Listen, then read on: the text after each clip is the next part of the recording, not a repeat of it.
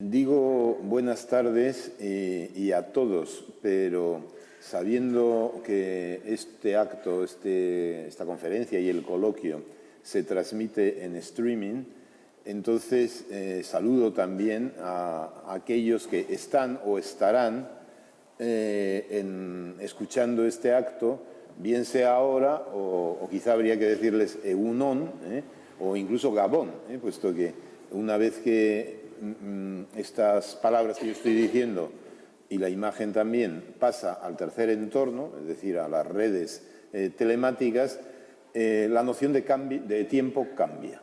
El tiempo aquí en Zarauz, donde estamos, en esta sala, pues son ahora las 8, digamos, 8 menos 12 minutos, ¿no?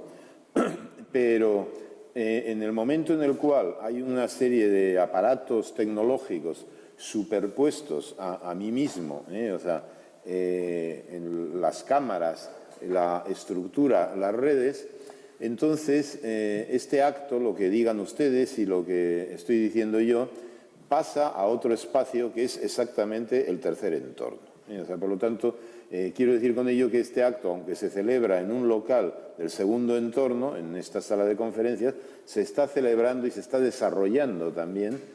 El término más correcto es desarrollo, más que celebrarse, puesto que volverá a repetirse, podrá ser escuchado, comentado, dialogado en las redes sociales, puesto que también hay personas aquí que están, digamos, tuiteando alguna de las cosas que yo pueda decir o que ustedes puedan decir.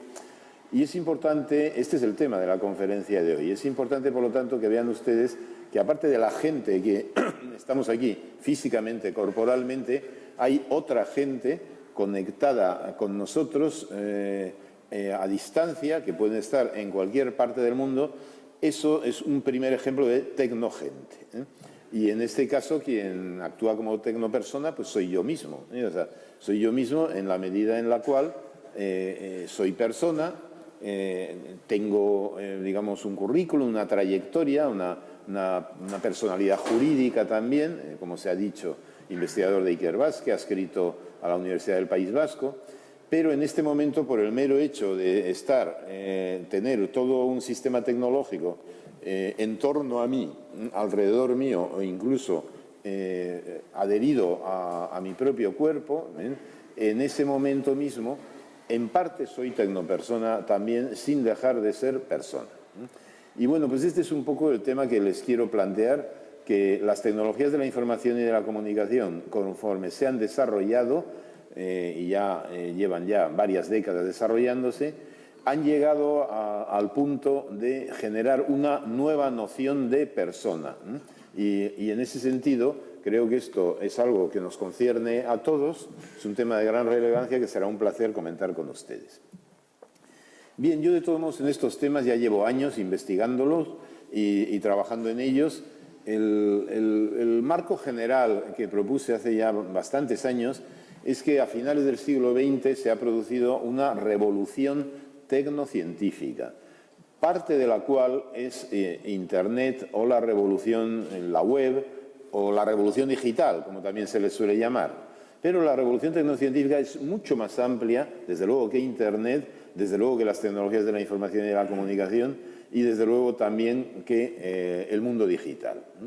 Entonces, pero sin embargo estas tecnologías dentro de la revolución tecnocientífica que se ha dado en todas las disciplinas científicas y que se sigue desarrollando, este gran cambio, esta gran transformación no hubiera sido posible si no se hubieran desarrollado estas TIC de las que voy a hablar.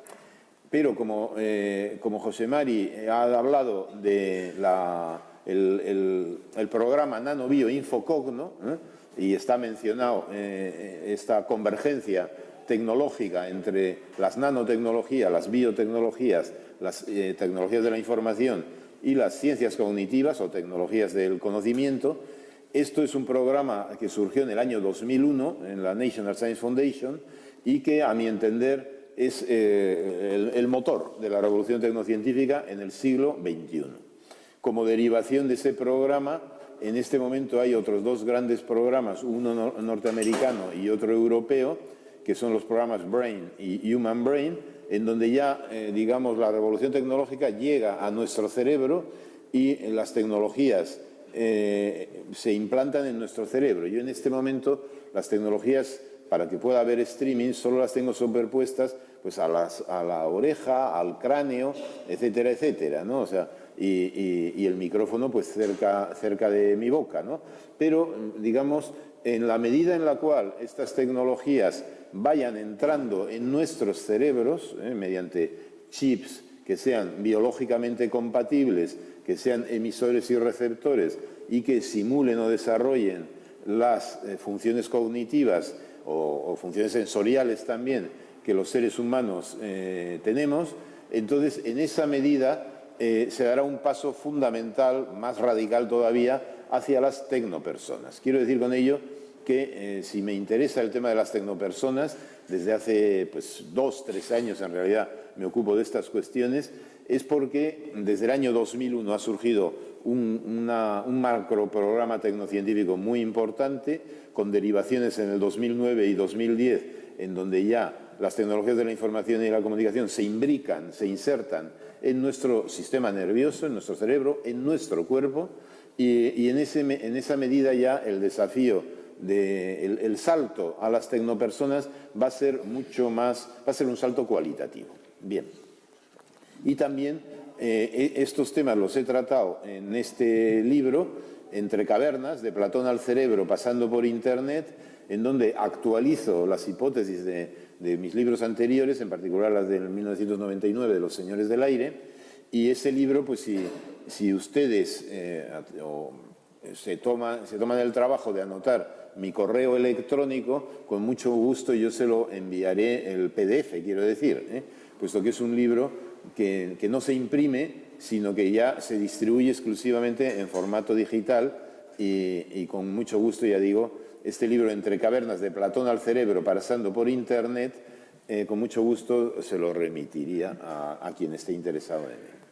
Bien, entonces, hecha esta introducción un poco panorámica de la trayectoria que me lleva a plantear como tema para la conferencia de hoy el de las tecnopersonas y las tecnogentes y el de las nubes digitales, paso a la parte final, a la nube, las nubes digitales, el cloud computing, como se ha dicho, como ejemplo de revolución tecnocientífica. O sea, es decir, una de las grandes novedades en el siglo XXI ya, o sea, la metáfora de la nube y las nubes como tal, las nubes digitales, han surgido recientemente. Ahí ven ustedes la historia de esta metáfora, aunque es de 1960, es Amazon, la primera gran empresa de las telecomunicaciones. Y en principio Amazon es una empresa que vendía libros y sigue vendiendo libros. Ahora ya vende de todo, pero también es uno de los señores del aire, Amazon, en mis términos. Lo desarrolló en 2002, empezó a construir su propia nube, Amazon, para posibilitar la distribución y la venta de libros pues, por todo el planeta, y es muy posible que en esta sala, o si no por streaming, hayan varias personas que ya hayan comprado cosas por Amazon. Es decir que, y sin duda, es un buen ejemplo de señor del aire que no existía cuando yo publiqué mi libro en 1999. Y Google hizo suya la metáfora de la nube en el año 2009. Todo esto, hay un autor que lo teorizó muy bien en la revista Wired en octubre del 2006, que se llama George Gilder, Las fábricas de la información. Y la metáfora de la nube se suele representar, es una imagen muy pobre de calidad la que estoy proyectando, pero bueno, está en Internet, entonces ya ven ustedes, sobre un trasfondo de ceros y unos y un trasfondo de circuitos, el álgebra de circuitos, sin la cual no funcionarían, como cualquier ingeniero que esté en la sala sabe, no funcionarían todas las tecnologías de la información y de las comunicaciones. Entonces, esa nube, que es una metáfora, bien entendido, conectada a las tabletas, a los ordenadores, a los móviles, a los fijos, a los portátiles, etcétera, interconecta a los seres humanos que utilizan estos servicios. Entonces, la metáfora de la nube pues, es una metáfora muy bella, pero en realidad la nube no hay tal cosa, o sea, no es una nube en absoluto. Y lo que hay, en cambio, es más bien, voy a poner un ejemplo para que vean en qué se concreta la nube. Esto no es Internet, la imagen que estoy poniendo ahora, esto es una nube financiera, es la bolsa de Tokio, la bolsa actual de Tokio. Entonces ya ven ustedes cómo se trabaja hoy en día en bolsa. Si alguno de ustedes pues, está en un fondo de inversión o simplemente con un fondo de pensiones que tengan ustedes, su dinero fluye, no digo por la bolsa de Tokio en concreto, pero por este tipo de nube. O sea, es decir, el dinero nuestro, el dinero, los ahorros, etcétera, el dinero ya es puro número, puro dígito, queda todavía el dinero en papel, quedan las monedas, pero tendiendo a desaparecer. O sea, el dinero va a funcionar en la nube financiera no es Internet, el ejemplo más típico de nube financiera es la red SWIFT, S-W-I-F-T. SWIFT, ahora ya en la Unión Europea, cuando se hace una transferencia bancaria, hay que poner el código SWIFT obligatoriamente por norma de la Unión Europea, pero la red SWIFT existe desde los tiempos de Internet. O sea, las dos redes surgieron a la vez. Internet por un lado, una red civil, y SWIFT por el otro. Estoy hablando de 1986 más o menos, o quizá un poquito antes incluso. Las dos redes han funcionado perfectamente bien, pero sorprendentemente todo el mundo ha hablado de Internet y nadie ha hablado de la nube financiera, siendo así que es en la nube financiera en donde circulan los grandes capitales, los grandes volúmenes de dinero, por donde fluye el dinero a los paraísos fiscales y en donde se producen pues, las hipotecas subprime, los grandes fenómenos especulativos que dieron lugar pues, a la célebre crisis del 2009. La crisis del 2009 no la causó Internet, sino que la causaron las redes financieras, sobre las cuales sigue habiendo un silencio sepulcral. Quiero decir con ello que la metáfora de la nube es muy bonita, sin duda muy atractiva, pero en el momento en el cual la metáfora de la nube genera ciclones, pero no ciclones meteorológicos, sino ciclones financieros, o sea, con toda, digamos, la caída de bancos, de empresas, la pérdida de puestos de trabajo, los desahucios, etcétera, etcétera, un ciclón en el tercer entorno, un ciclón en la nube, es un ciclón mucho más devastador que el ciclón que acaba de pasar cerquita de Galicia y que va camino de Escocia y que procede del Caribe. O sea, esos ciclones, los del primer entorno, los ciclones naturales, son devastadores, sin duda, pero un ciclón en el tercer entorno, un ciclón financiero en concreto, o simplemente un ciclón informativo, o sea, una noticia que en un momento dado trastoca y genera, pongamos, los atentados de las Torres Gemelas en el 11 de septiembre del 2001. Entonces, el impacto al ser televisado, digamos, aquel atentado terrorista, eso es la nube, o sea, es otro buen ejemplo de la nube, ¿no? Quiero decir que no es lo mismo un suceso, esta misma conferencia que está ocurriendo aquí, que esta conferencia que está ocurriendo también en una nube pequeñita, en la del streaming, sustentado por Sarauzón, pero es una pequeña nube en donde estamos, aunque no la veamos, pero sin embargo, a mí por lo menos sí me están viendo y probablemente en el diálogo igual les ven a ustedes también. Bien, y la nube en términos reales está aquí, o sea, esto es una nube de verdad, entonces se le llama también granjas de datos y aquí es donde están las tecnopersonas. O sea, yo cuando hablo de tecnopersonas me refiero, ahí estamos nosotros. O sea, en la medida en que somos usuarios, pues no sé, de cualquier servicio de acceso a la nube o de las redes sociales como Facebook, Instagram, Twitter, etcétera, todas ellas tienen su propia nube. Google tiene su propia nube, vamos, Google no una sola, sino muchas grandes granjas de datos distribuidas por todo el planeta. Y aquí es donde están nuestros datos, nuestros correos electrónicos, nuestras fotografías. Ahora mismo estas fotografías que pueden estarse sacando de este acto, en la medida en que vayan a través de Internet, pues sin duda pasan a estar inmediatamente archivadas en la nube. Porque una de las propiedades de la nube, tal y como están diseñadas hoy en día, es que lo que uno sube a la nube, allí se queda. Allí se queda. es de uno mismo. Uno lo mantiene en su teléfono móvil o lo mantiene en su ordenador o puede imprimir la foto. Pero por el mero hecho de subir algo a la nube, tal y como funciona el modelo de gestión de las nubes hoy en día, entonces pasan a ser propiedad, no solo se quedan en la nube, sino que pasa a ser propiedad de los señores del aire. Entonces, este es el fenómeno que yo quiero comentar, puesto que a mí mismo me está sucediendo ahora mismo. O sea, es decir, que por el hecho de estar hablando yo y de estar esto en streaming, esto está pasando a la nube y mi propia palabra está ya en la nube. No sé en cuál de estos archivos de la nube, si en esta nube o en otra, pero en esa medida mi propia habla se convierte en tecno-habla, mi discurso en tecno-discurso. Mi discurso es discurso y mi habla es habla, pero por el mero hecho de estar siendo implementada por un sistema tecnológico de información y comunicación, se convierte en tecno-habla y pasa a estar archivada y pasa a ser, en cierta medida, y es una de las cosas que hay que tratar cuando hablemos de la nube vasca, pasa a ser, en cierta medida, propiedad de los señores del aire. Bien, entonces, ilustrado así este ejemplo, resumo brevemente la hipótesis de los tres entornos, que es el punto de partida del cual yo desde hace años interpreto todas estas grandes transformaciones que han sucedido en las últimas décadas y a mi entender esa hipótesis sigue siendo válida. Y por lo tanto yo la sigo usando y la sigo proponiendo, no solo la uso, sino que la sigo proponiendo. Entonces la hipótesis dice que el sistema tecnológico TIC, Tecnologías de Información y Comunicación, apareció, surgió, ha evolucionado, se ha ido consolidando, ha ido convergiendo.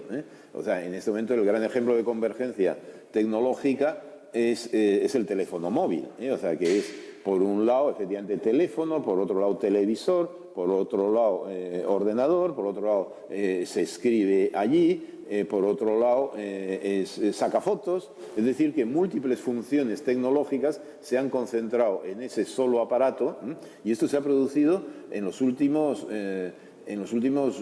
12, 14 años. Cuando yo publiqué en el 99, habían surgido los teléfonos móviles, pero todavía, vamos, era prácticamente un pijo quien usaba un teléfono móvil, ¿no? O sea, el telefonino, como decían en Italia, ¿no? Para reírse a carcajadas de quienes iban por la calle hablando por teléfono a un aparato, ¿no? Entonces, claro, decían, bueno, esto es una locura, esta señora, ¿qué hace hablando por la calle a ese aparato, ¿no? ¿Y por qué nos tenemos que enterar de lo que este señor hace? Hoy en día, si uno coge un autobús, coge un tren, pues esto o va por la calle, pues forma parte de la cotidianidad, ¿no?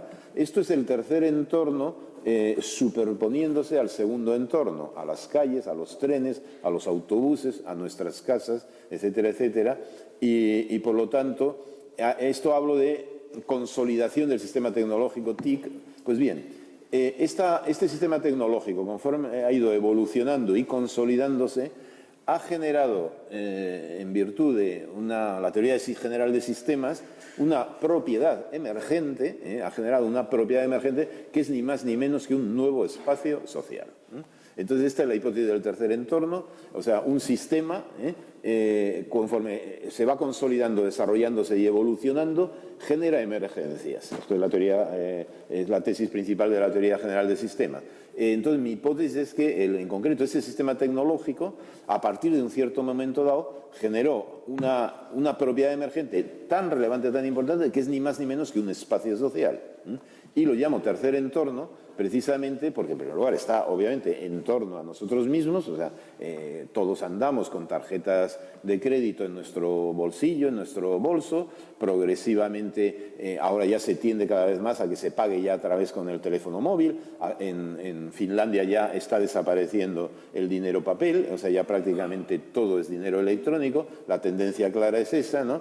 Entonces, se ha superpuesto y está alrededor de nosotros todo este espacio digital, todo este mundo digital. ¿Y por qué lo llamo tercer entorno? Pues precisamente para marcar su relevancia, porque el tercero depende de los dos primeros, claro está. Entonces el primero es ni más ni menos que la biosfera, el campo, la naturaleza, el mar, La playa de Zarauz es primer entorno, hemos estado paseando hace un rato por allí y por lo tanto el primer entorno lo tienen ustedes aquí a mano, es bellísimo sin duda, este primer entorno. El segundo entorno ya es la ciudad de Zarauz, esta sala, este edificio, esta silla, o sea, entorno industrial hoy en día, pero el segundo entorno también es nuestra ropa, o sea, primer entorno es nuestro cuerpo de carne y hueso, segundo entorno es, en cambio, nuestra ropa superpuesta a nuestro cuerpo de carne y hueso. Los cuerpos de los seres humanos son producto de la evolución natural, son entidades físico-biológicas, primer entorno, por lo tanto, pero en la medida en que nos vestimos y nos vestimos con ropa industrial, como es mi caso, pues mostramos claramente que vivimos en la época industrial y en una sociedad industrializada en donde pues, también podemos llevar reloj, podemos llevar gafas, es decir, que tenemos superpuestos a nuestro cuerpo instrumentos, artefactos tecnológicos, bien entendido, el reloj es tecnología, la ropa también y las gafas también, superpuestos llevamos artefactos industriales del segundo entorno, de la época industrial. Pero progresivamente está surgiendo el tercer entorno. Al segundo entorno lo llamo polis, de ahí viene el nombre de telépolis o tecnópolis se le podría llamar también, en el caso del tercer entorno, y por lo tanto tenemos tres entornos, el campo, la ciudad y el mundo digital o la nube. Pero entendiendo por nube no las nubes del Cantábrico, no la galerna del Cantábrico, sino unas nubes que cuando salen galernas digitales, las galernas digitales son temibles, mucho más temibles todavía que las ciclogénesis explosivas, como dicen los meteorólogos hoy en día. Bien, entonces, ¿qué sucede con el tercer entorno? Que el tercer entorno se superpone, en el sentido literal del término, al segundo y al primero. Este micrófono y este artefacto que yo llevo ahora para que se pueda transmitir en streaming está superpuesto a mi ropa, que es de segundo entorno, y mi ropa está superpuesta a mi cuerpo, que es de primer entorno.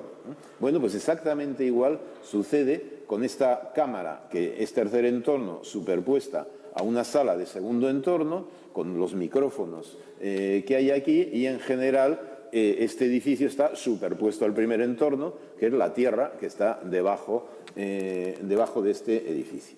Entonces, con esto yo creo que queda claro el por qué, o sea, cuando yo llamo tercer entorno, digo, es que el tercer entorno va a ser tan importante como el segundo y como el primero.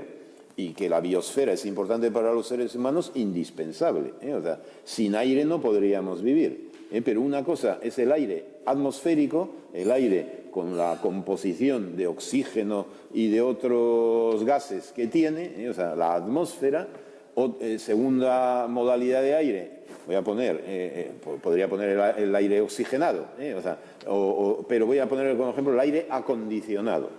El aire acondicionado, que lo hay en todos los coches y quizá aquí en la costa del Cantábrico menos, ¿no? pero en otras zonas prácticamente no se puede vivir sin aire acondicionado. El aire acondicionado es el aire industrial del segundo entorno. ¿Por qué? Porque mediante tecnologías industriales ha sido transformado precisamente para que llegue a tal temperatura, para que haga frío, etcétera, etcétera. Aire artificial, pero generado mediante las tecnologías industriales, aire acondicionado o aire químicamente tratado. Bien, en cambio el aire digital, que es al que yo me refiero, el aire digital es aquel que permite, digamos, así como el aire permite la transmisión de mi voz en esta sala, o exactamente igual cuando paseábamos por la playa, el aire es el medio de comunicación por antonomasia. En el tercer entorno, el aire digital ya no es aire en el sentido atmosférico ni químico del término, ¿no? Sino que son precisamente las redes telemáticas, las redes digitales que permiten comunicarnos a distancia y en red. Entonces, de ahí la metáfora de los señores del aire. O sea, los señores del aire se les puede llamar también los señores de las redes, se les puede también llamar los señores de las nubes, ¿no?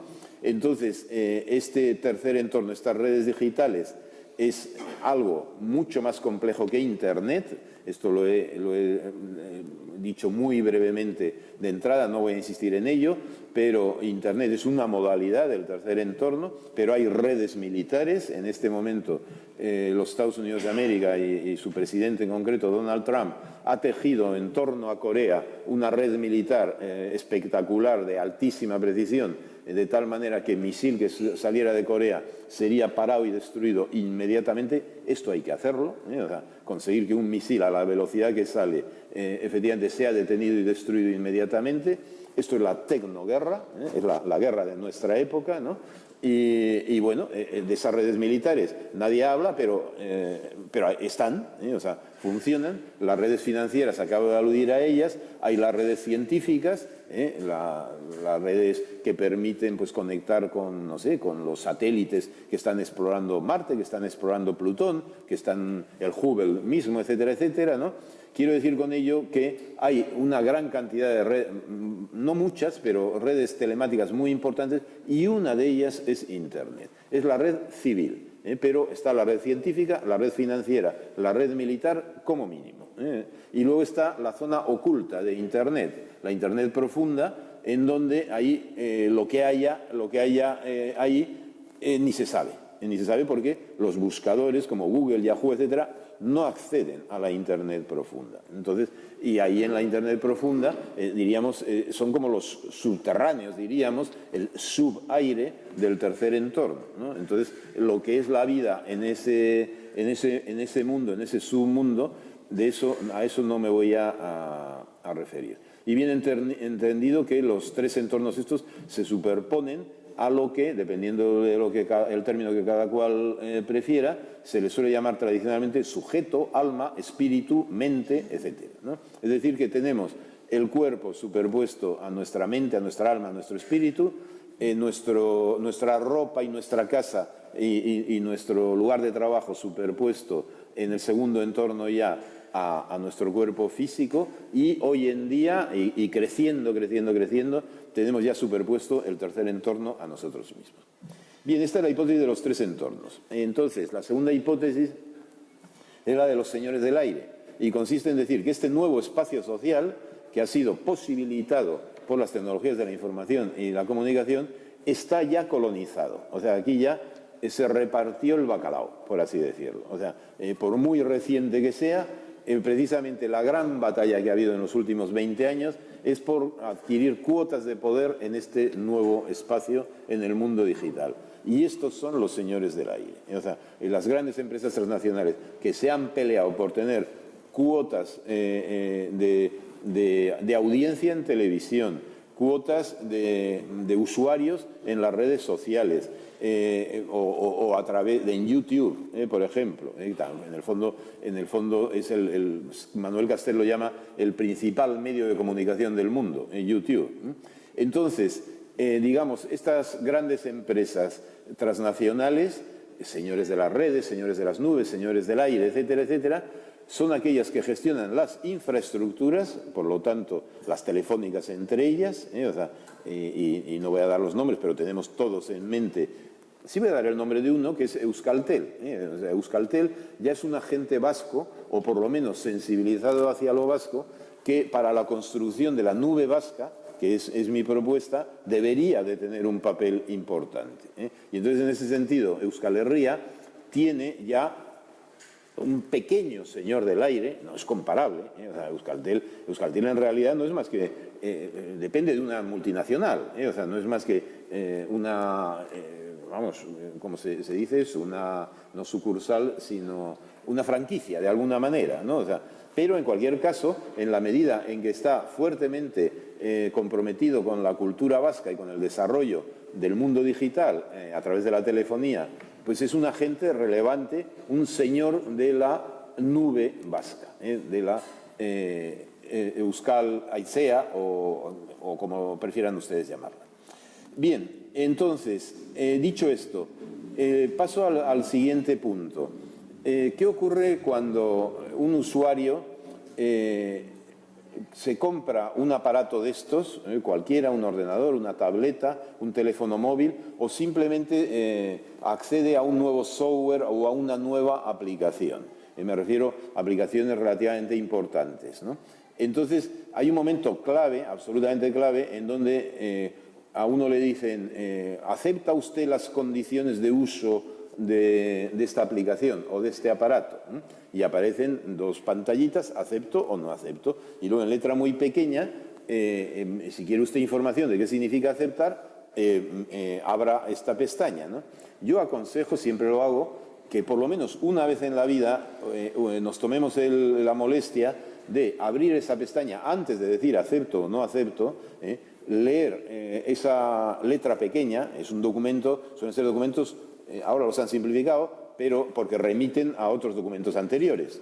En realidad es un contrato, o sea, al pinchar en acepto, uno está firmando un contrato normalmente con una empresa ubicada en California, y en ese contrato, las condiciones de ese contrato son leoninas. Y la prueba, basta con que me remito a que abran ustedes de verdad. Ahora, tengan claro que cuando el acepto es como cuando uno, por contrato, a través de la telefonía móvil hoy en día, dice acepto, o sea, está firmando un contrato y esto ya tiene validez jurídica. ¿Qué ocurre en el momento en que uno acepta el usar las condiciones de uso de un determinado software o de un determinado hardware? Que entonces ha renunciado a sus derechos de ciudadano, por ejemplo, en un aspecto que es muy importante, y es que si hubiera algún pleito, entonces uno ha aceptado que va a ser en el juzgado del condado X de California en donde ese pleito se va a dirimir, y no por el contrario en el juzgado de guardia o en el juzgado del lugar en donde vive. Quiero decir con ello que el señor del aire, en el momento en que firmamos acepto, ya nos ha llevado a su ámbito judicial, al ámbito en donde él ha elegido para que se diriman los pleitos. Con respecto a las normas, o sea, las normas de uso, estas son intocables. Supongamos que yo como usuario dijera, hombre, estoy de acuerdo con 90 de las 100 normas de uso que usted me pone, pero con estas 10 no, quiero que me las modifiquen. Vamos, esto no ha lugar, o sea, no ha lugar, o sea, o se acepta o no se acepta. Entonces, quiero decir con ello que en el momento en que uno pincha y dice acepto, se ha convertido automáticamente en un súbdito del señor del aire correspondiente. Un súbdito porque ha aceptado, digamos, todas las normas, todo el paquete que le ha venido, y si dice no acepto, bueno, se queda sin nada. Se queda sin hardware y sin software, sin poderlo usar, y entonces, claro, se queda excluido de la nube y excluido de la sociedad de la información, ¿no? Con lo cual, digamos, esta situación del acepto o no acepto nos convierte en tecnosúbditos. No somos súbditos, seguimos siendo ciudadanos, en el segundo entorno. En el segundo entorno seguimos siendo ciudadanos. Y en nuestro fuero interno seguimos, vamos, podemos pensar lo que nos dé la gana. O sea, seguimos manteniendo el libre albedrío y la libertad de pensamiento, faltaría más. En el segundo entorno estamos regulados por normas, por leyes, algunas de las cuales, como bien saben en Cataluña, son enormemente conflictivas o problemáticas, pero esas normas más o menos las hacen parlamentos elegidos democráticamente. Las normas de los señores del aire no han sido votadas por ningún parlamento. No hemos elegido a ningún parlamentario para que establezca esas normas. No hay. El Poder Judicial no es independiente en absoluto. Es el propio señor del aire el que dice, aquí mando yo, el Poder Ejecutivo, las normas las pongo yo, Poder Legislativo, y el juez lo pongo yo también. Y si quiero echarte de la red, te echo, te expulso. Entonces, te puedo, por supuesto, también controlar tus datos, puedo vigilarte, o puedo bloquearte. Bloquearte es como meterte de alguna manera en la cárcel, vamos, o por lo menos discapacitarte, o sea, privarte de parte de tus capacidades. Bueno, pues esta es la situación actual con respecto a los señores del aire, hoy señores de las nubes. Y luego el siguiente argumento importante a tener en cuenta es que los señores de las nubes también, por el mero hecho de acceder a las nubes, se quedan con nuestros datos y con nuestros documentos. No todos, hay algunos que son más liberales y otros menos. O sea, entonces, por lo cual hay que empezar a mirárselo muy mucho con quién uno prefiere ser súbdito. tecnosúbdito. O sea, es decir, porque que somos tecnosúbditos, desde mi punto de vista, no hay duda. Y no hay otro modo de ser algo en el tercer entorno más que ser tecnosúbdito, excepto, y esta es la propuesta, que las instituciones vascas en un momento dado generarán una nube vasca de gestión pública, que esa es la propuesta, digamos, que yo ya hice cuando me dieron el premio Eusko Ikaskuntza y que sigo haciendo, sin ningún éxito, por supuesto. O sea, y tampoco con esto no estoy criticando en absoluto ni al Lehendakari Urkullu, ni a los diputados forales, ni a nadie, ¿no? Las relaciones de poder son las que son y tienen mucho más poder los señores del aire que, por supuesto, el presidente de una comunidad autónoma y también que el presidente del Gobierno de España y también que el presidente de los Estados Unidos de América. Entonces, esta es la hipótesis, digamos, adicional respecto al poder. El tecnopoder en el tercer entorno es mucho más fuerte ya, ahora, que el poder de los Estados. Y el poder de los Estados, a verlo, haylo. La prueba en estos días lo tenemos. La prueba la tenemos, en particular en Cataluña.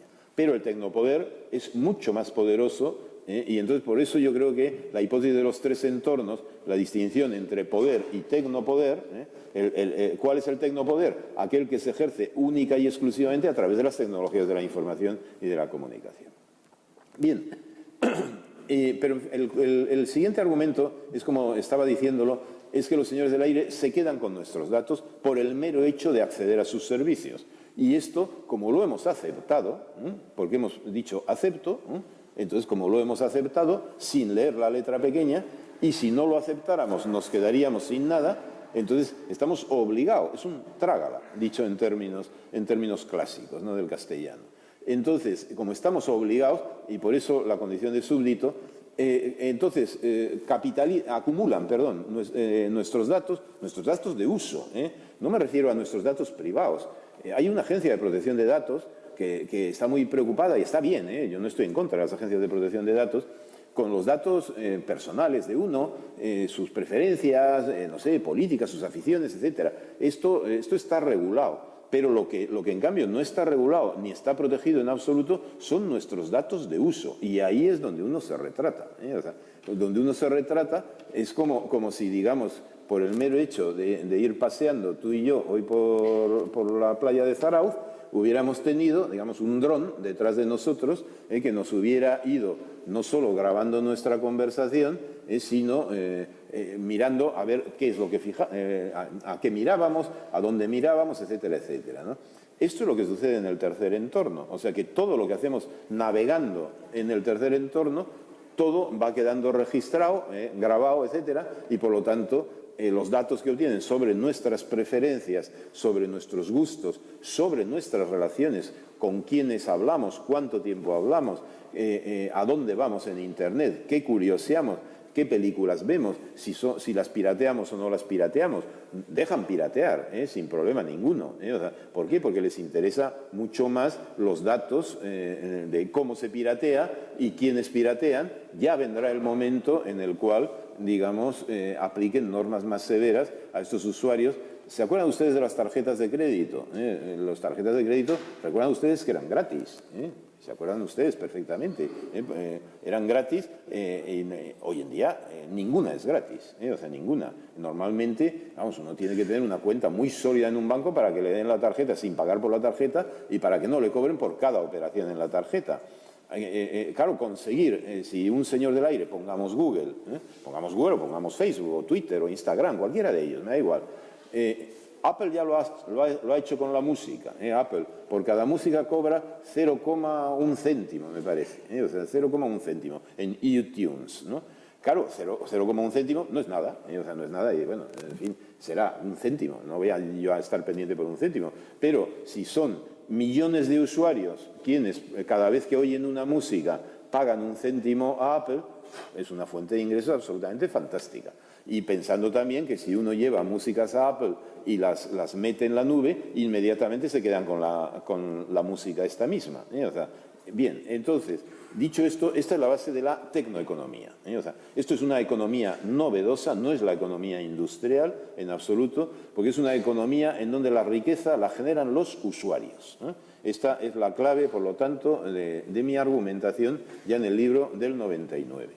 O sea, al usar las tecnologías de la información y de la comunicación, no respecto a los contenidos, sino simplemente en referencia a los datos de uso, o sea, por dónde uno navega, qué tweets sigue, qué blogs sigue, cuánto tiempo está, comenta, no comenta, qué cosas se baja. Lo importante son los hábitos, las costumbres de las personas.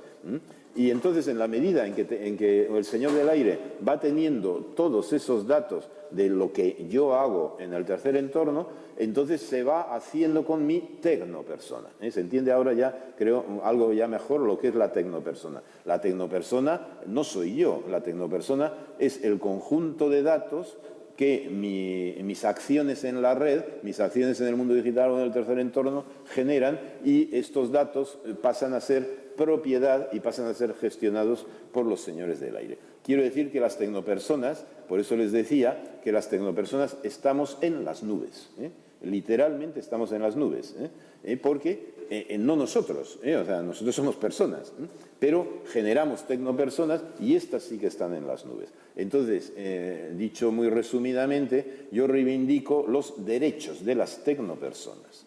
Los derechos de las tecnopersonas están asegurados, vamos, más o menos asegurados, dependiendo del grado de democracia que hay en un país o en otro, pero en principio está la Declaración de Derechos Humanos, etcétera, etcétera, de la ONU, pero las tecnopersonas no tienen derechos reconocidos. ¿Por qué? Porque es una entidad nueva que ha surgido hace relativamente poco, 5 o 6 años, que va a seguirse desarrollando. Piensen ustedes que todavía no han obtenido, yo todavía no tengo los chips dentro de mi cerebro, y por lo tanto lo que yo estoy pensando, no solo lo que yo voy hablando contigo, sino lo que yo voy pensando, todavía no me lo pueden pasar a la nube, pero en el momento en que me metan los chips en el cerebro, a mí no me sucederá, por suerte, la edad me salvará de ese paso, pero a otros sí.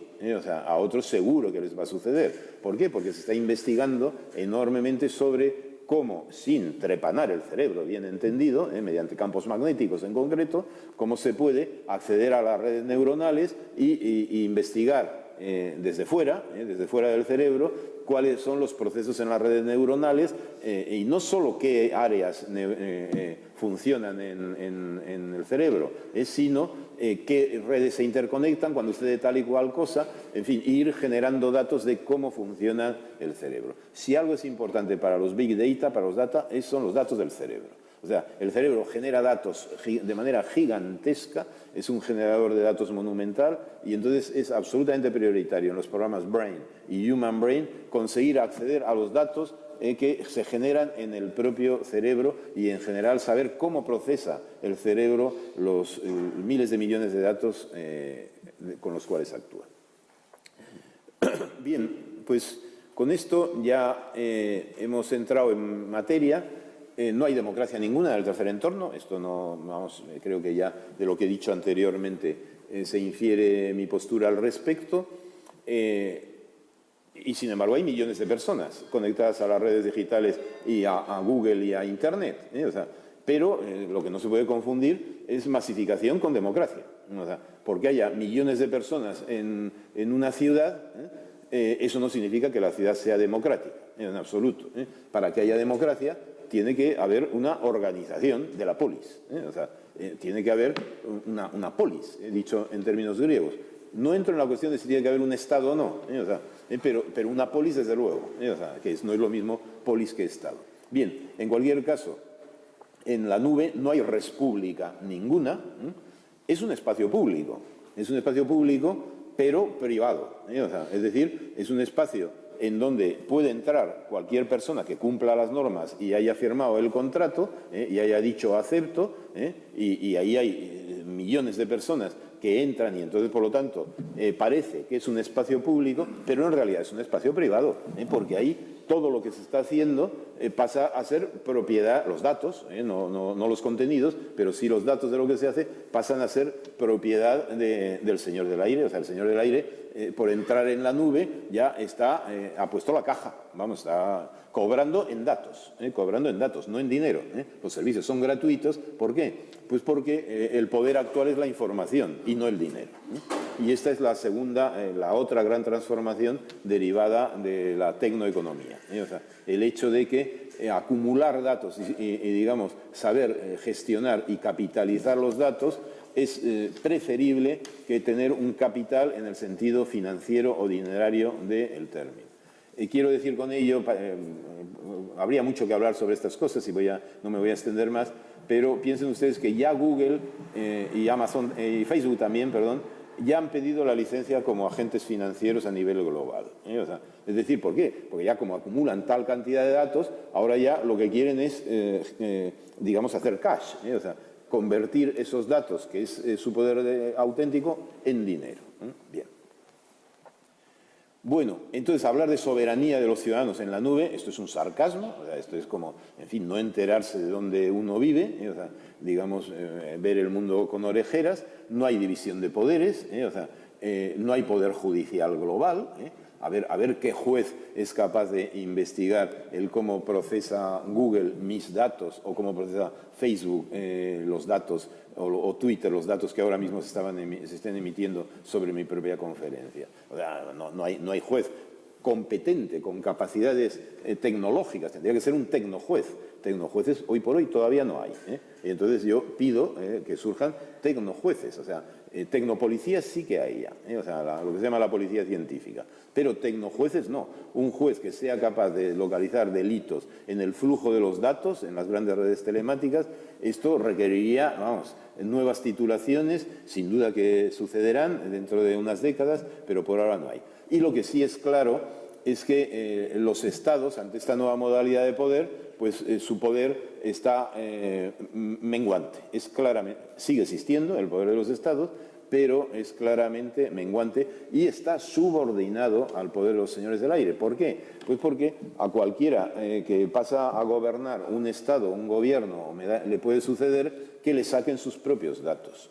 Sus propios datos y resulta que su dinero está en un paraíso fiscal o que siendo joven hizo esto o aquello o que comentó en el blog no sé qué, esto y aquello, y con esto le desacreditan por completo. Esto no sucede, ¿por qué? Pues porque un señor del aire, si quiere tener controlado a cualquier gobernante, le basta con decir, oye, ¿te acuerdas? Mira, te regalo este vídeo tuyo de cuando tenías 20 añitos y hacías tales y cuales cosas, ¿no? O sea, me da igual, estoy hablando de políticos, pero de empresarios exactamente igual. O sea, un empresario, un chico, una chica joven, que ahora se divierte enormemente en el muro, o que sube a Instagram o a Flickr las fotos que sea en actitudes procaces, y está bien que lo hagan, yo no lo critico, ¿no? Pero el problema es que se quedan con ellas, y esto es un capital en el sentido fuerte del término, un capital a 15, 20 años vista, pero que dentro de 15 años vista va a ser altamente rentable. ¿Cómo no van a dar acceso gratis si están obteniendo unos datos que van a ser valiosísimos en muchos casos? Bien, esto es lo que se llama la capitalización de los datos, de la información y del conocimiento, que no es lo mismo, por lo tanto, el capitalismo industrial que el capitalismo informacional, por decirlo en términos de Manuel Castells. Bueno, entonces con esto ya he llegado por fin a hablar de las tecnopersonas, ya he hablado, pero voy a proyectar, no voy a comentar esta... la leen ustedes. Esto es una primera definición. La noción de tecnopersona se está acuñando. O sea, yo no tengo la definición. Simplemente estoy llamando la atención sobre algo que está sucediendo y propongo una primera definición. Luego propondré una segunda aproximación a la noción de tecnopersona, pero esto más bien es para irlo pensando entre todos. No es lo mismo la noción de tecnopersona en mi propuesta. Procede de la hipótesis de los tres entornos también. Entonces, somos personas físicas, físicas físico-biológicas, tenemos cuerpo, o sea, ya lo he dicho antes, somos personas jurídicas. ¿Por qué somos personas jurídicas? Porque estamos en el segundo entorno. Vivimos en una ciudad y somos, a gusto o a disgusto, tenemos un Estado. O sea, el gusto o el disgusto, eso es otra cuestión. Pero que desde luego que el Estado está sobre nosotros, seguro. Y que la ciudad está sobre nosotros. Y el DNI y el pasaporte y todos los signos de identidad que aporta el segundo entorno, mientras que el primer entorno aporta unos signos de identidad que son pues, la familia, la procedencia, el color de la piel, la edad, el estado, si uno es manco, si uno es cojo, los defectos físicos, si uno es rubio, si uno tiene los ojos, o sea, signos de identidad físico-biológicos, signos de identidad, digamos, cívico-estatales en el segundo entorno. ¿Y qué sucede en el tercer entorno? Que en el tercer entorno, en cambio, nuestros signos de identidad, pues todos son los números que nos asignan los señores del aire, las claves, las contraseñas y los nombres de usuario que ellos mismos nos asignan o que elegimos parte de nosotros y parte de ellos. Luego volveré sobre él. Entonces, esto es muy importante tener en presente que esto no solo le sucede a las personas físicas, sino también a las personas jurídicas. O sea, por poner un ejemplo, digamos cualquiera, la administración vasca es una tecnopersona. Es una tecnopersona. ¿Por qué? Pues porque utiliza también Google, utiliza las redes telemáticas y sus datos pueden estar sometidos a... Quizá ellos pueden negociar mejor el acepto o no acepto, o sea, sí tendrán capacidad de negociación o no la tendrán, o les meterán bajo cuerda, como sucedió con la red Echelon, ¿no? Ni más ni menos que a la Unión Europea. A la Unión Europea la estaban espiando de mala manera, digamos, a través de las tecnologías de la información y la comunicación. Entonces no voy a hablar de Wikileaks, etcétera, etcétera, ¿no? O sea, nos iríamos muy lejos, ¿no? Pero que la posibilidad tecnológica, por lo tanto, de que los datos de las tecnopersonas jurídicas y datos muy sensibles, con lo cual, claro, si uno es una persona jurídica y pasa a ser tecnopersona, se lo tiene que pensar muy mucho, tiene que tener unos servicios de ciberseguridad absolutamente rigurosos, precisos e importantes. Muy bien. Y bueno, entonces, estas tecnopersonas practican tecnolenguas, o sea, tienen nombres propios diferentes. No sé, pongamos la tarjeta de crédito, sin más. El número de la tarjeta de crédito no lo eligen ustedes, se lo dan ustedes. Ustedes elegirán a lo sumo la clave en el cajero electrónico o cuando hay que pagar. Y hoy en día, para elegir una clave, ya quedan 14 normas para que la clave que uno elige sea así. O sea, es decir, que quienes te bautizan en el tercer entorno son los señores del aire. Tú eliges tu clave, que es como tu nombre propio, pero tus apellidos, que es todos los numeritos de la cuenta IBAN y todos los numeritos de la tarjeta de crédito, y esos son apellidos, números propios, no nombre propio, sino números propios, los dan los señores del aire. Con lo cual, dejo esta cuestión que me llevaría muy lejos, pero para que vean ustedes que los señores del aire nos ponen nombre en cuanto asomamos la nariz al tercer entorno. Bien, entonces, esto tratado mucho más en serio y a fondo daría lugar a las tecnolenguas. Vuelvo a lo que dije antes. Yo estoy hablando. El habla es un modo de comunicación en el primer entorno a través del aire atmosférico. La escritura es del segundo entorno. Y el libro y la imprenta también es del segundo entorno, porque la escritura ya pasa por el papel hay que producirlo tecnológicamente y la tinta también. O sea, entonces es segundo entorno la escritura y el libro no digamos, ¿no? Pero el habla, en la medida en que queda digitalizada mi habla y queda digitalizada mi escritura, porque esta presentación en PowerPoint, por supuesto, ya está en la nube, entonces, digamos, esto es tecnolengua. O sea, los lenguajes de programación, de edición de textos, de compilación y de transmisión o de codificación que subyacen a todo a este aparato que yo estoy usando, eso es lo que yo llamo tecnolenguas. Entonces, ¿qué ocurre? Que las tecnolenguas permiten representar cualquier lengua hablada cualquier lengua escrita, sin excepción. No hay ninguna lengua que no haya sido digitalizada. No hay ningún escrito, no hay ninguna imagen que no pueda ser escaneada. Entonces, digamos, la capacidad de devorar, absorber las formas del habla, de la comunicación del primer y del segundo entorno, precisamente estos son las tecnolenguas. Bien, y termino ya, dejo esto de los nombres, y termino ya únicamente hablando de las tecnogentes, para terminar con el título, porque no he dicho nada de las tecnogentes. Entonces, las tecnogentes, nosotros somos gente, y aquí hay una asociación, que sois una asociación organizadora de este tipo de acto, que, bueno, pues os habéis asociado en base, por criterios locales, en primer lugar, porque es Zarauzón, pero por aficiones, por intereses intelectuales, preocupaciones. Es decir, el asociacionismo forma parte del ser humano en el segundo entorno también.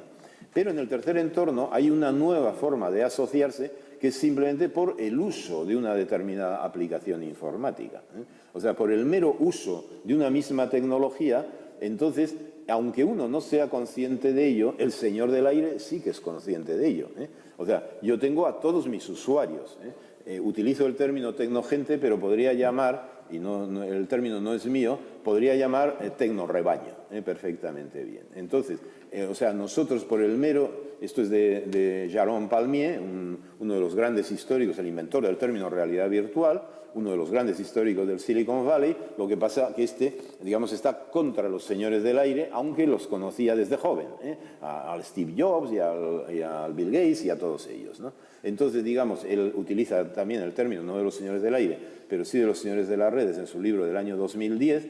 Quiero decir que estas hipótesis, que efectivamente del 99, que en aquel momento pues parecían, no sé, como fuera de tiesto, etcétera, etcétera, pues hoy en día parecen como mínimo plausibles.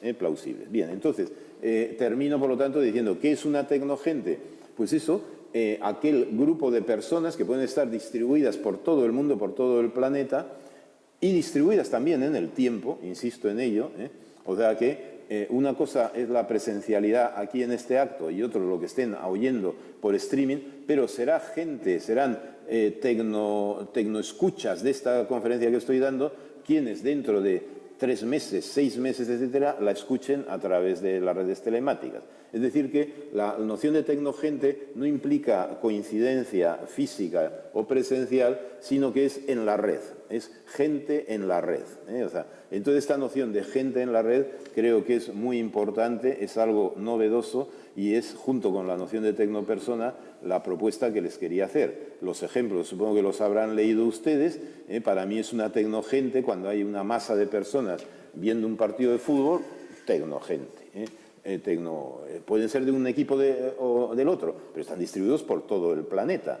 Son millones.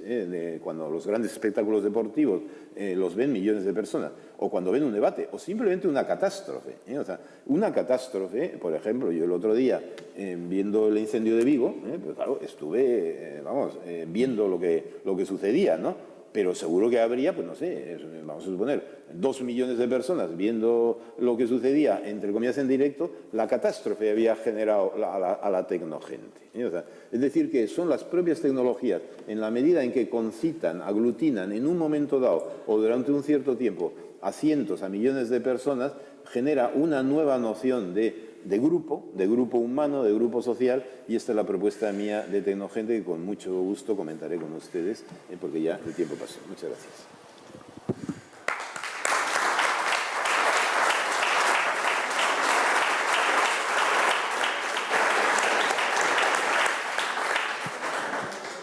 Bueno, usten dut privilegio handi bat dela, Javier hemen egotea eta gure galderei erantzuteko prest eukitzea bera.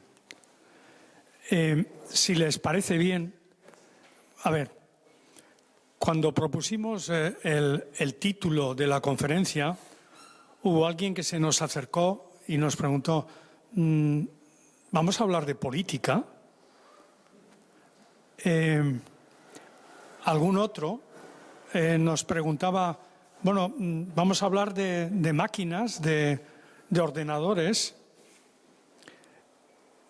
creo que con la exposición de Javier tomamos conciencia de dimensiones muy profundas de esta revolución digital en nuestra vida y en la manera de ser y estar en el mundo. Diríamos, en términos filosóficos, es una filosofía, es una manera de ser y estar en el mundo. O sea, ¿no? Bueno, yo quería proponerles dos aspectos para, digamos, para lanzar preguntas. Una, algo que tiene que ver, oye, las implicaciones de todo esto, el control, el poder, la manipulación, hasta dónde, cómo, qué rayos, es decir, nos puede llevar hasta la protesta y el grito. Por ahí, este sería un campo. Y otro que me gustaría abrir, porque creo que es muy innovador, y tenemos aquí a una de las personas que más está aportando, el otro campo es, ¿y todo esto con Euskadi qué tiene que ver?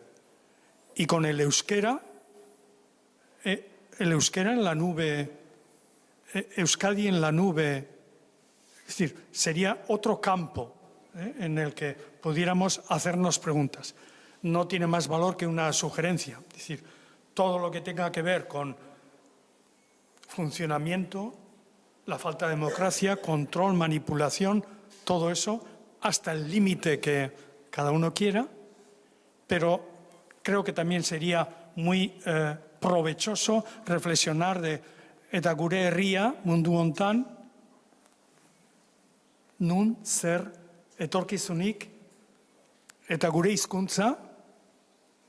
Estas máquinas tragan el euskera, identifican el euskera. Esto es otro golpe al futuro del euskera. Bueno, holako galderak. Zuena da hitza.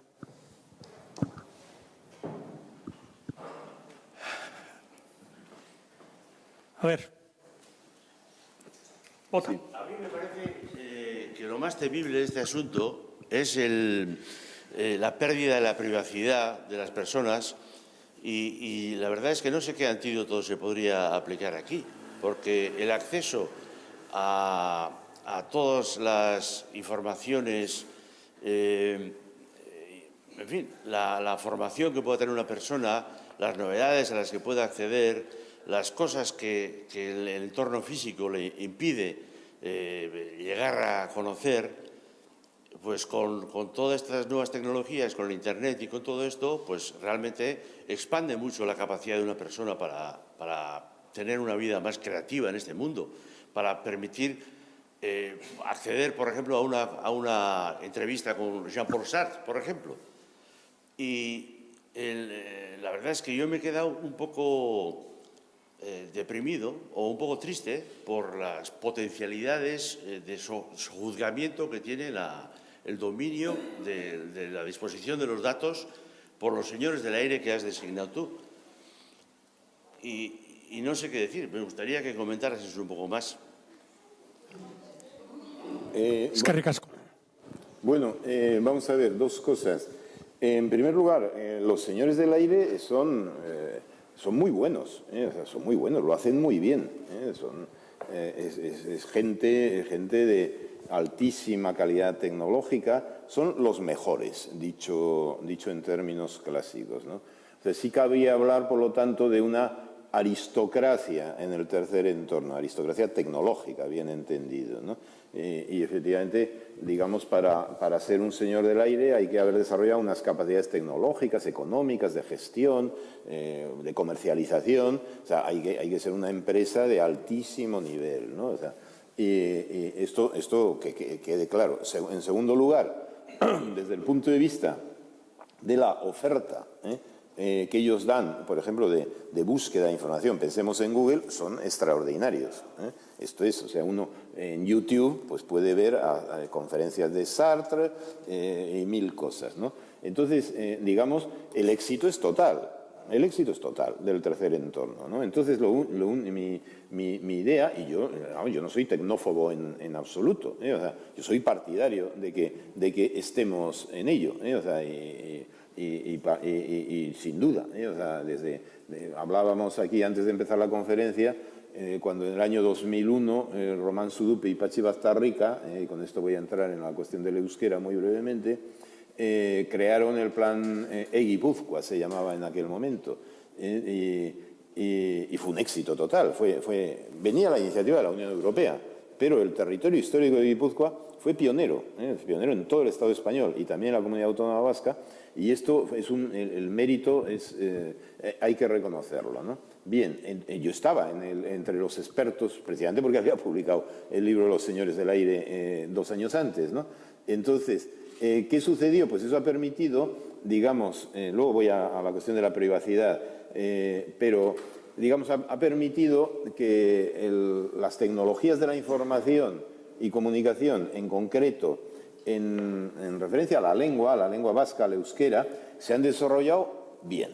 O sea, es decir, pues en gran medida, porque, vamos, le voy a atribuir los méritos, porque es amigo, Patxi Baztarrika. O sea, Patxi Baztarrika lo ha hecho muy bien, ha sido viceconsejero, otros viceconsejeros también han seguido su misma línea. Entonces, aquí la política tecnolingüística, que no es lo mismo que la política lingüística, se ha hecho bien y es un tema que no es conocido. Y no digo que lo haya hecho en absoluto el gobierno vasco, o sea, hay grupos potentísimos que han trabajado maravillosamente bien pues en la Facultad de Informática de la Universidad del País Vasco. Todos son partidarios defensores estrictos de la privacidad, del software libre, del conocimiento libre, etcétera, y estos han conseguido, digamos, desarrollar sistemas de software para procesar la voz en euskera, los textos en euskera, y entonces, digamos, la lengua vasca. Yo en aquella época, está en mi libro del 99, yo decía que sobrevivirán las lenguas, solo sobrevivirán las lenguas que se conviertan en tecnolenguas. O sea, así como ha habido muy pocas lenguas que hayan sobrevivido sin pasar a la escritura, muy pocas, y muchas de ellas siguen estando amenazadas. Entonces, pasar del habla a la escritura fue condición sine qua non, y aquellas lenguas que tardaron en pasar a la escritura precisamente tuvieron un desarrollo menor, y en ese sentido la normalización lingüística, que ahora sí que la lengua vasca ha pasado de verdad a la escritura, me refiero desde que hay gobierno vasco, ¿no? Y a las políticas lingüísticas, pero paralelamente desde el año 2000-2001 se inició la política de hacerla tecnolengua, convertir al euskera en tecnolengua, ¿no? Se ha hecho bien y vamos, esto lo sabemos quienes nos ocupamos de estos temas, porque la Unión Europea la considera la política lingüística en ámbito tecnológico que se ha hecho en Euskadi modélica, mejor que la de Cataluña, en el ámbito tecnológico, bien. Entonces, con esto, digamos, ya creo haber un poco de pasada, pero quería tratar este tema. Bien, entro ya en la cuestión de la pérdida de la privacidad. La pérdida de la privacidad, y habiendo dicho que los señores del aire son muy buenos y quienes trabajan para ellos también, o sea, porque contratan a los mejores, o sea, generan puestos de trabajo, pagan mejor que nadie, y si alguien destaca, pues sin duda, yo no piensen ustedes que con estas críticas que he hecho a Facebook, a Twitter, a Google o a Instagram, a todas estas, si a alguno de sus hijos o hijas o parientes le ofrecen un puesto de trabajo, que lo cojan, no cabe la menor duda, o sea, que no cabe la menor duda. ¿Por qué? Porque ahí van a aprender muchísimo más que en otro ámbito, ¿no? O sea, la vanguardia del mundo es el desarrollo del tercer entorno. Simplemente de lo que se trata es de establecer algunos derechos en el tercer entorno. Uno de ellos, yo no prefiero al término privacidad que usted ha usado, el término intimidad. O sea, es más que privacidad. Entonces, privacy es un anglicismo. Y entonces, bueno, pues oye, ya que tenemos el término intimidad, aportémoslo. La noción de fuero íntimo, yo no renunciaría a ella, O sea, no es lo mismo fuero íntimo que fuero privado, o sea, no es lo mismo lo íntimo que lo privado, ¿no? Entonces, quiero decir con ello que lo primero que habría que hacer es la protección de los menores, pongamos un ejemplo, de la intimidad de los menores y de los adolescentes en concreto, porque la intimidad de los adolescentes, como todos sabemos, es muy conflictiva. Entonces, lo que pasa por la mente de un adolescente, pues muy probablemente él o ella lo olvidará y 10 años después le daría vergüenza las cosas que han pasado por la mente de un adolescente, ¿no?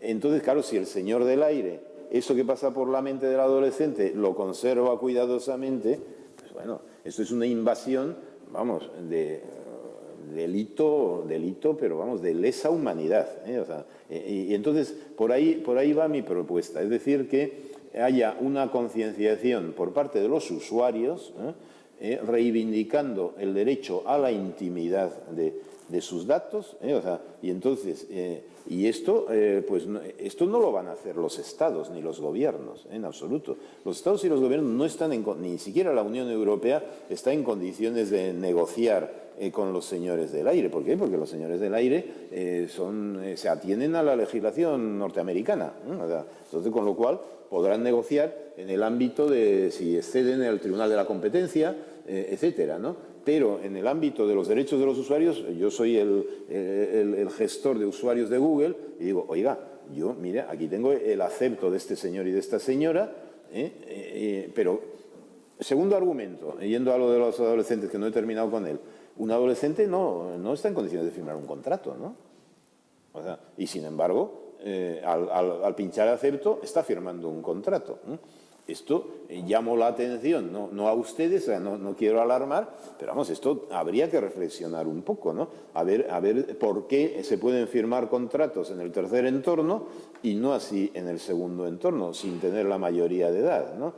Ser persona, antiguamente, persona jurídica, ser persona jurídica implica mayoría de edad para ser persona jurídica, porque mientras tanto uno está tutelado por otra persona que son sus padres o sus tutores, ¿no? O sea, el hecho de ser persona jurídica, uno persona física es siempre, o sea, vamos, los seres humanos somos personas, pero pasar a ser persona jurídica, esto está regulado. Es a los 18 años cuando de verdad pasas a tener, y tus derechos van aumentando. Entonces hay una protección del menor que no se ejerce para nada en el tercer entorno. Me refiero a los videojuegos, me refiero a los videojuegos. O sea, es decir, ahora voy a bajar a los 3 y a los 4 años, a los 3 y a los 4 años. O sea, vamos, todo el mundo vemos, y en la publicidad hoy en día, los niños, un niño a los 2, 3 años, tú le das un móvil o un videojuego, bueno, o sea, es fantástico, ¿no? Ahora, si todos esos datos son devorados por el señor del aire, eso es terrible. ¿Y no hay una forma de cancelar el pasado de Internet de una persona? No. Ese es un problema gravísimo, gravísimo. Esto se llama derecho al olvido técnicamente. Entonces yo he estado en una tesis doctoral de un jurista, Javier de la Cueva, que sabe muchísimo de estas más. Ha sido el jurista que ha representado a todas las universidades españolas, a Revium, en el pleito contra Cedro. O sea, pero vamos, no, porque es tecnológicamente inviable conseguir que en todos los servidores, en todas estas granjas, se hayan borrado los datos. Tecnológicamente es inviable. Seguimos. Es un problema monumental. Otra pregunta que hay por aquí. Yo estoy de acuerdo. Son desde luego los más listos, hasta el punto de que si hace 30 años las 5 empresas mayores del mundo, pues eran, por ejemplo, la Exxon, la Ford, la General Motors, por poner un ejemplo, estas han conseguido facturar mucho más con mucha menos gente, ganar mucho más dinero y encima, por el poder que tienen, no pagar impuestos. Ya es el colmo de la listeza, digamos, ¿no? Es que ricasco.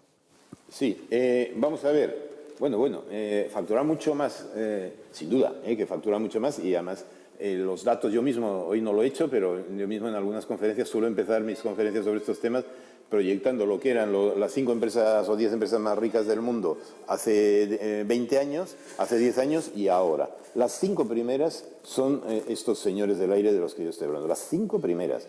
Y luego ya aparece una petrolera que va a durar un telediario, o sea, dada la evolución del mundo. O sea, bien, entonces, digamos, y esto ha sucedido en 10 años solo. O sea, es decir, estamos ante una transformación del equilibrio económico a nivel global de inconmensurables consecuencias, ¿no? Pero has dicho, que facturan menos con menos gente, más con menos gente. No, con menos gente sí, pero con más tecnogente. Porque es que en la gente hay que incluir cada vez más a los autómatas. Entonces, por ejemplo, otro de los temas de debate importante es que los autómatas coticen fiscalmente. Yo estoy absolutamente a favor. Absolutamente a favor. O sea, es decir, que efectivamente que los autómatas, eso es el futuro, eso es tecnociencia también en el sentido fuerte del término, ¿no? Entonces, Google vamos, es el líder en temas de inteligencia artificial como empresario, o sea, empresarialmente hablando, ¿no? Y digamos, Kurzweil, que es el director de investigación de Google, es el líder de la singularidad tecnológica, el líder intelectual del concepto de singularidad tecnológica. Entonces están dedicando millones a investigar en inteligencia artificial y calculan que para el año 2040, calcula Kurzweil, que yo estoy en completo desacuerdo con él, o sea, y además él no va a tener la razón, y yo tampoco, sino hay otros muchos expertos que ya le han dicho que es falso lo que él preconiza, que en el 2040 la inteligencia artificial será superior a la inteligencia humana, ¿no? O sea, y ya a partir de ese momento, eso ya sin retorno, o sea, porque a partir de ese momento ya los propios autómatas se reproducirán a sí mismos y cada vez más inteligentes. Esto, que es ya la locura, o sea, son los transhumanistas quienes defienden esto pues da lugar ya a la idea ya religiosa, tecno-religiosa, en donde aparece una especie superior a la especie humana, superior en capacidades intelectuales, ¿no? Quiero decir con ello que esto tienen pocas personas físicas trabajando, pero cada vez más autómatas, y los autómatas trabajan muy bien. Es decir, bueno, determinadas funciones las hacen muy bien.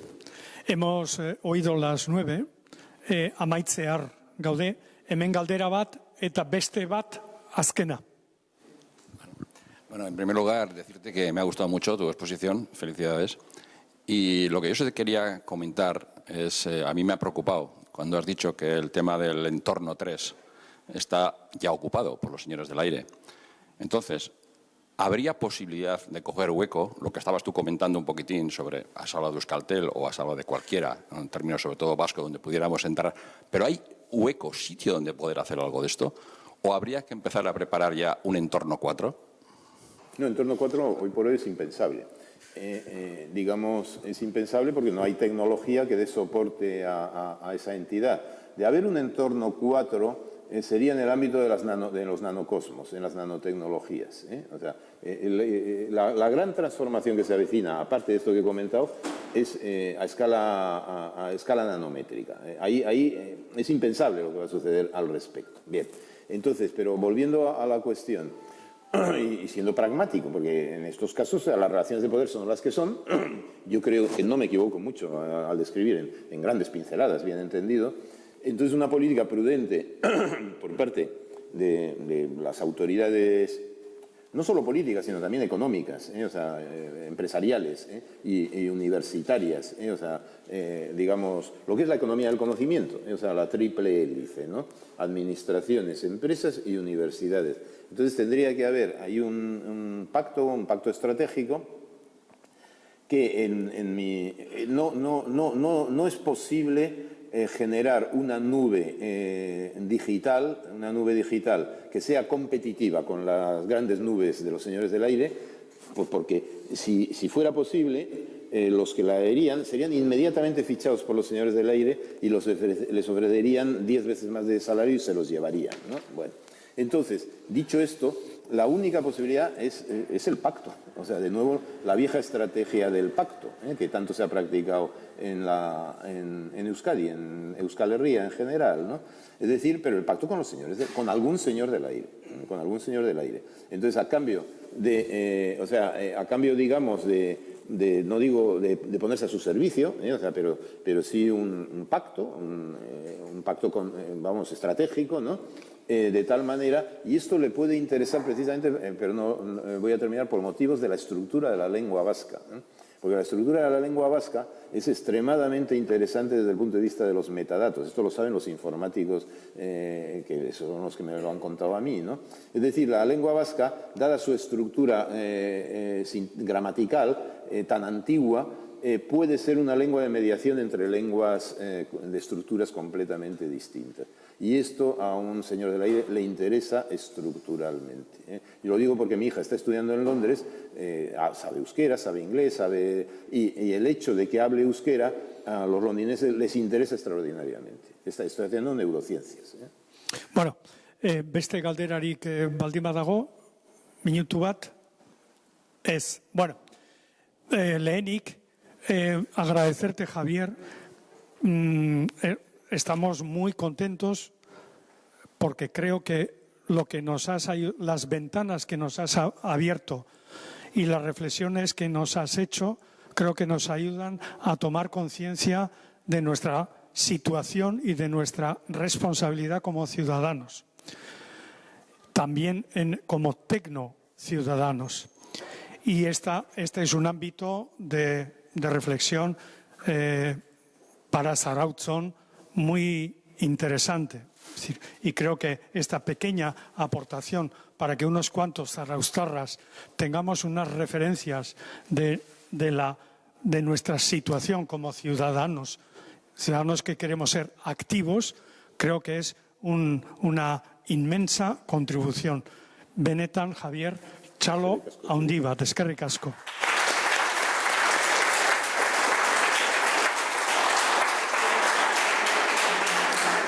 Y antes de marcharnos, algunas observaciones.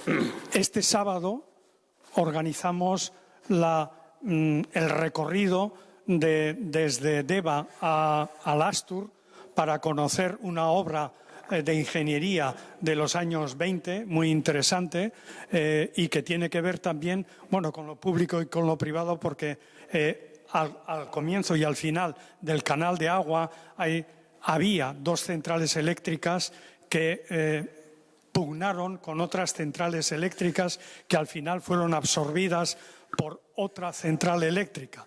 En fin, toda esta historia de la energía.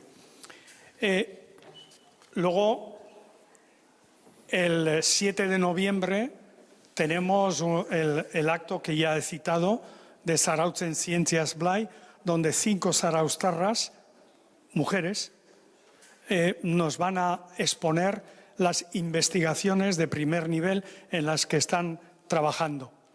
Y el día 18 de noviembre tenemos la